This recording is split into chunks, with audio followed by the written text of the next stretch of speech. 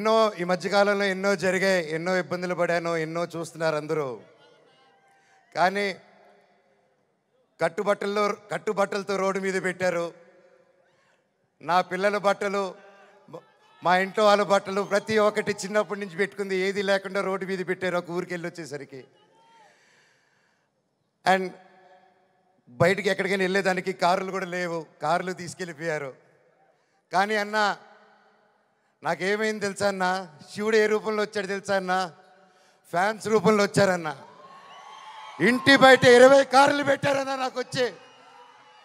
వాళ్ళే తీసుకొచ్చి ప్రతి ఒక్కరు వచ్చి అన్న మేమున్నాం అని నిలబడారు.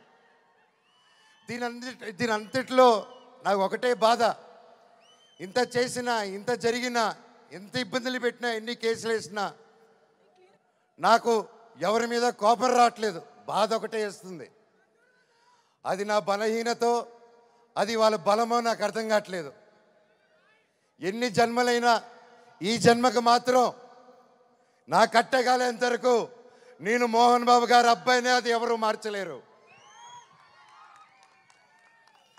నాకు ఆయన నేర్పించిన క్రమశిక్షణే, ఆయన చిన్నప్పటి నుంచి నన్ను నీతి వైపు నిలబడు, న్యాయం వైపు నూరి పోసి పెంచారు. ఈరోజు నేను న్యాయం వైపు నిలబడినప్పుడు చుట్టుపక్కల అందరూ చేరి తప్పంటున్నారు. నేను మీ పక్క నిలబడినా, న్యాయం పక్క నిలబడినా అనేది ఆ బ్యాటిల్ ప్రతిరోజు. కానీ ఏదేమైనా, ఎన్ని జన్మలు ఎత్తినా మీరే నా దేవుడు, మీరే నా తల్లి, మీరే నా తండ్రి. మీకు ఎప్పుడు నేను బిడ్డనే. మీ దేవుళ్ళు ఎప్పుడు మా అందరికి ఉండాలని కోరుకుంటున్నాను.